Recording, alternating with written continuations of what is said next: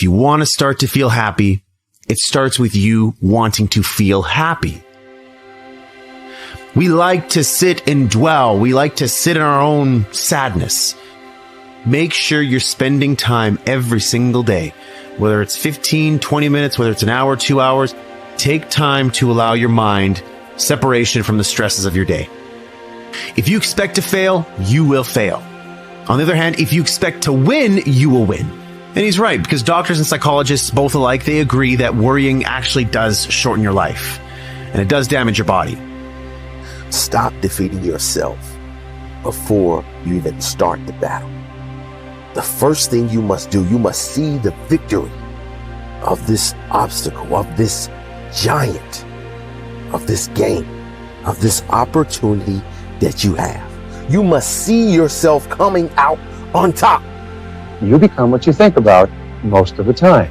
In other words, your whole life today, everything around you has been determined by what you think about most of the time.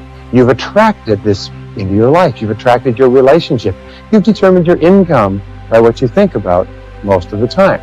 Now, if you think about positive, constructive, success-oriented, happy things, you start to have more of those in your life. If you think about movies and television and sports and wasting your time and socializing, well, you'll have a lot of those in your life, but you won't have anything else.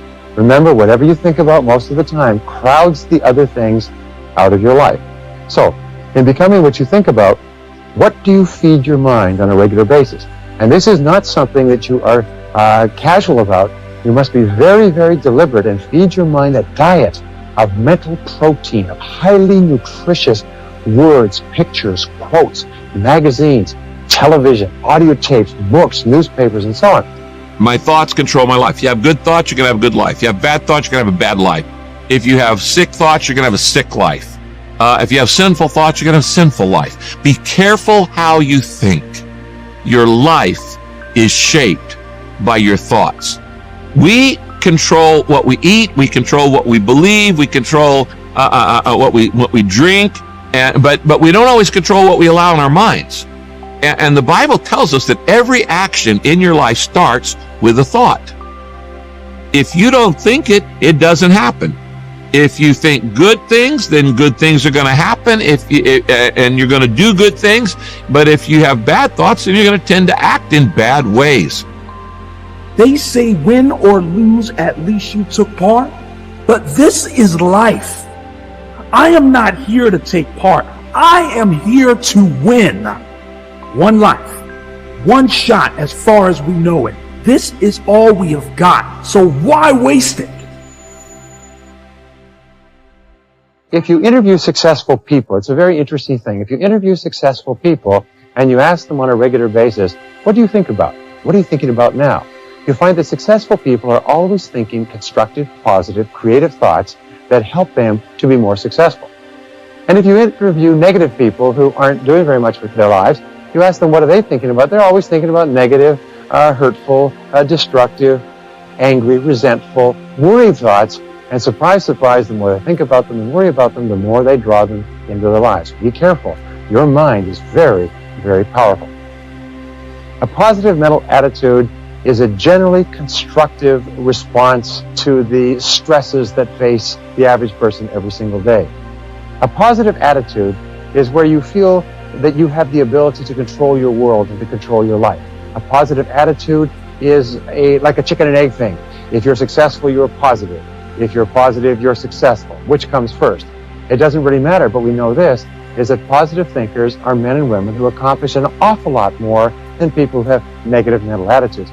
In fact, we've come to the conclusion that positive thinking is really mental health and negative thinking is really mental illness. Now, if you look at the spectrum of people from the unhealthiest to the healthiest mentally, you'll find that at the very top, you have the happiest people with the highest self-esteem who are the most positive and outgoing. At the very bottom, you have the most negative and pessimistic people who often require drugs and hospitalization. Your job is to develop a positive mental attitude. Your job is to become thoroughly positive and constructive towards yourself and your possibilities and the world around you and the people in your life. So most people They start out with really good intentions to think positively, but they may have been thinking, acting, or feeling negatively for the last 25 years. So I just take a little bit of time and I become aware of who I no longer want to be. Then I begin to think about who I want to be when I open my eyes, what thoughts I do want to fire and wire in my brain, what behaviors I do want to demonstrate. And if you begin to contemplate or even mentally plan or rehearse your behaviors, if you do it properly, mental rehearsal shows that you begin to install the neurological circuits in your brain. So now the brain looks like the experience has already happened, or better yet, the brain is primed now for you to get your behaviors to match your intentions in your waking day. If I can bring up the emotion of how this new ideal would feel, the end product of every experience is called an emotion. So if I can begin to feel what it would be like to be the greatest ideal of myself, then I'm giving my body a taste of the future emotionally. And the research shows that rehearsal both changes the brain as well as the body. So then if I can get my brain primed to be thinking differently, and I can get my body primed to be feeling differently, how you think and how you feel creates a state of being. Now that we understand a little bit more about how powerful our thoughts and words are, we can choose to retrain our thinking and speaking into positive patterns if we're going to get beneficial results. Are you willing to change your self-talk into positive affirmations? Remember, every time you think a thought and every time you speak a word, you are saying an affirmation. An affirmation is a beginning point. It opens the way to change. In essence, you are saying to your subconscious mind, I am taking responsibility. I am aware that there is something I can do to change.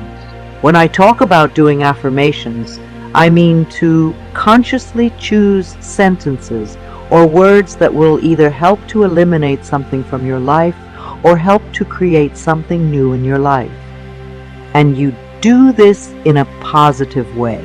If you say, I don't want to be sick anymore, the subconscious mind hears sick more. Now you want to tell it clearly what you do want. That is, say, I am a healthy person. I radiate good health. The subconscious mind is very straightforward. It has no strategy or designs. What it hears is what it does. If you say, I hate this car, it doesn't give you a wonderful new car because it doesn't know what you want.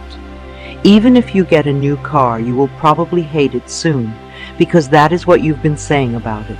The subconscious only hears, hate this car. You need to clearly declare your desires in a positive way, as in, I have a beautiful new car that suits all my needs. Or, I always have a car that I love.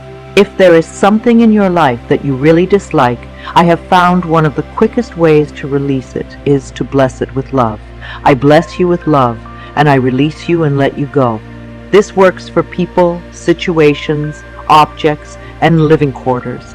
You could even try it on a habit you would like to be free of and see what happens. I knew one man who said, I bless you with love and release you from my life to every cigarette he smoked. After a few days, his desire for smoking was considerably less, and in a few weeks, the habit was gone. You deserve good. Think for a moment. What is it you really want right now? What is it you want today in your life? Think about it and then say, I accept for myself whatever it is that you want. This is where I find that most of us get stuck. The bottom line is the belief that we don't deserve to have what we want. Our personal power lies in the way we perceive our deservability. Our not deserving comes from childhood messages. Again, we don't have to feel that we cannot change because of these messages. Often people will come to me, we don't believe that we deserve good. We will knock the pinnings out from under ourselves, which we can do in a variety of ways. We can create chaos. We can lose things. We can hurt ourselves or have physical problems like falling or have accidents. We want to start believing that we deserve all the good that life has to offer. in order to reprogram the false or negative belief, what would be the first thought that you would need to begin to create this new whatever in your life? What would be the building block or the foundation that you would need to stand on? What would be the sort of thing that you would need to know for yourself to believe, to accept?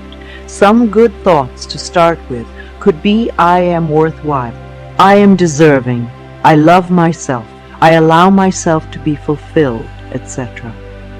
These concepts form the very basis of beliefs on which you can build. Do your affirmations on top of these building blocks to create what you want. If you still have a habit that you haven't released, ask yourself how it serves you. What do you get out of it? If you can't get an answer, ask in a different way. If I no longer had this habit, what would happen? Very often the answer is, my life would be better. So it comes back to the fact that we believe we don't deserve a better life in some way. Ordering from the cosmic kitchen. When you first say an affirmation, it may not seem true. But remember, affirmations are like planting seeds in the ground. When you put a seed in the ground, you don't get a full-grown plant the next day. We need to be patient during the growing season. As you continue to say the affirmation, either you will be ready to release whatever you don't want, and the affirmation will become true, or it will open a new avenue to you, or you may get a brilliant brainstorm. Or a friend may call you and say, have you tried this? You will be led to the next step that will help you. Keep your affirmations in the present tense. You can sing them and make a jingle out of them so that they repeat over and over in your head. Remember that you cannot affect a specific person's actions with your affirmations. To affirm that John is now in love with me is a form of manipulation, and it is trying to have control over another person's life. It will usually have a boomerang effect on you. You will become very unhappy when you don't get what you want.